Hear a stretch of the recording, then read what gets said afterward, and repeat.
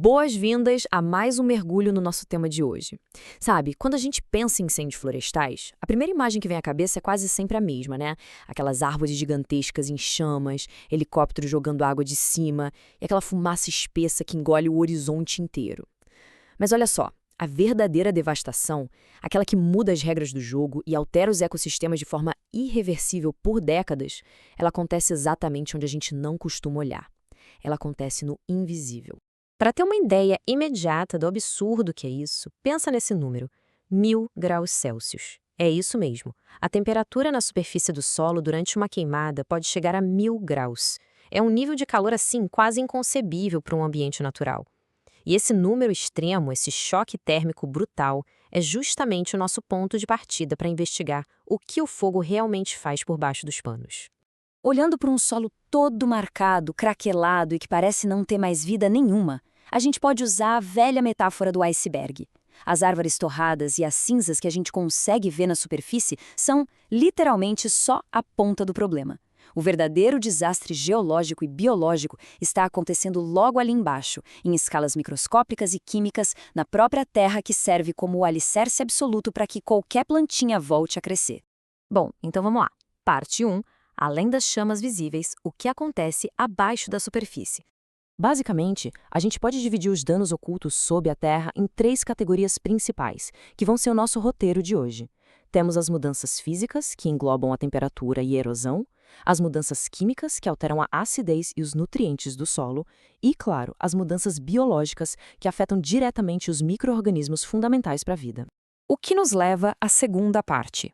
O calor sobre a Terra. A condução térmica do fogo. E a dinâmica de temperatura ilustra perfeitamente o que acontece logo de cara. Nos primeiros segundos de um incêndio, rola um pico drástico e muito agudo. Não estamos falando de um aquecimento gradual ao longo de horas, tipo um forno esquentando. Não, é uma explosão térmica instantânea. O calor bate na superfície com força total e imediatamente começa a irradiar para as camadas mais profundas do solo, desestabilizando absolutamente tudo no caminho. Acompanhar essa escalada de danos biológicos é um negócio assustador. Olha só os dados. Com 40 a 70 graus Celsius, as proteínas do solo já começam a degradar. Entre 70 e 90 graus, aquelas sementes que estavam guardadinhas só esperando a chuva já morrem. Mas o divisor de águas mesmo, o ponto sem volta, bate aos 450 graus. É exatamente nessa temperatura que a matéria orgânica é completamente consumida, vira fumaça. E caso as chamas passem dos 1.200 graus, minerais importantíssimos como o cálcio simplesmente volatilizam. Eles desaparecem. Agora passando para a parte 3 da nossa análise. A destruição da matéria orgânica, a perda da fundação vital. Para entender por que essa destruição é tão grave, a gente precisa olhar para as camadas da Terra. A matéria orgânica, que nada mais é do que os resíduos de plantas e animais em decomposição, fica sentadinha ali na parte mais superficial, bem no topo do solo. Ela é a linha de frente, a primeira a tomar essa pancada térmica avassaladora. Quando o fogo engole essa camadinha fina, o ecossistema inteiro perde o chão. Fica completamente sem a sua base principal. E aqui entra um pouquinho de ciência pura. Na natureza, a gente tem um processo rítmico super equilibrado chamado mineralização, onde os micro-organismos vão quebrando essa matéria orgânica bem devagarinho. Só que o fogo força uma aceleração bizarra e nada natural nisso tudo. A queima intensa daquela serrapilheira causa uma mineralização extremamente veloz, ou seja, o que a natureza levaria anos, às vezes décadas para decompor de um jeito sustentável, o calor frita e transforma em matéria inorgânica em questão de minutos. E o pesadelo prolongado não termina quando a fumaça baixa, viu? A nova superfície, que agora está coberta de cinzas e completamente preta, continua castigando o ambiente.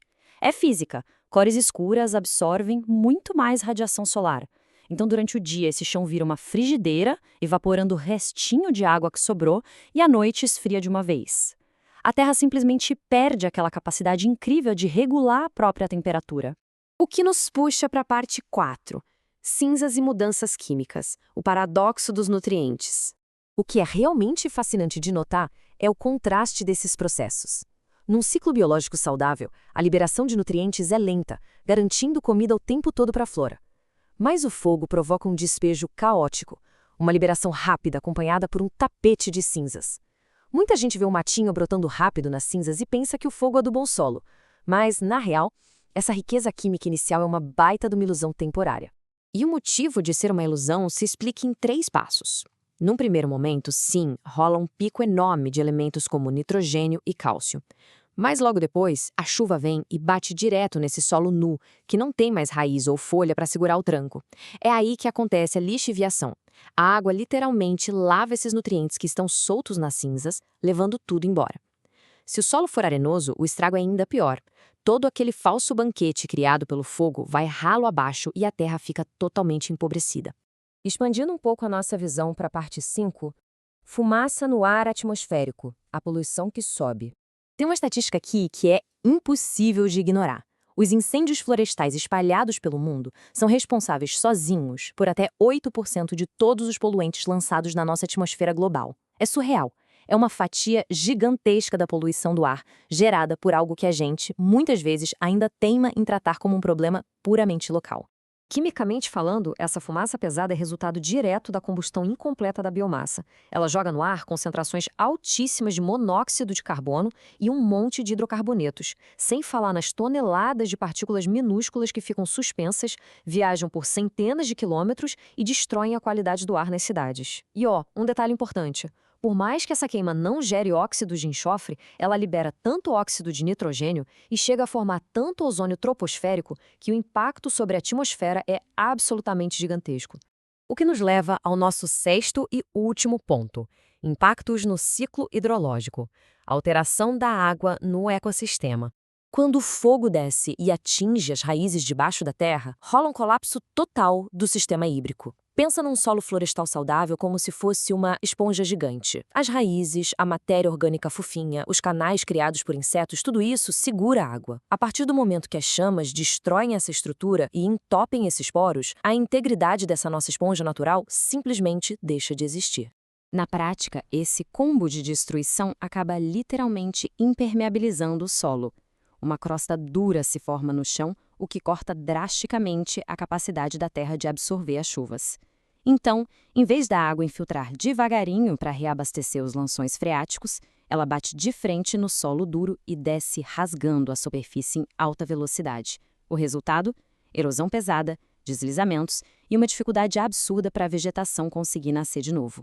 Então, o ponto crucial de toda essa nossa análise é exatamente este: a vida é teimosa. Muitas vezes a gente vê um matinho verde brotando semanas depois, pegando carona nas cinzas. Engana bem os olhos, mas a verdadeira base de suporte, a estrutura mecânica, biológica e hídrica, essa está quebrada. A floresta pode até pintar a superfície de verde de novo, mas a grande reflexão que fica é: quanto tempo a natureza vai levar para reconstruir de verdade os minerais, os micro-organismos e curar essas cicatrizes invisíveis no fundo do solo? Entender o que acontece debaixo da terra é o primeiro passo para respeitar a complexidade de um ecossistema e perceber a urgência da conservação. Valeu por acompanhar a explicação de hoje e até a próxima.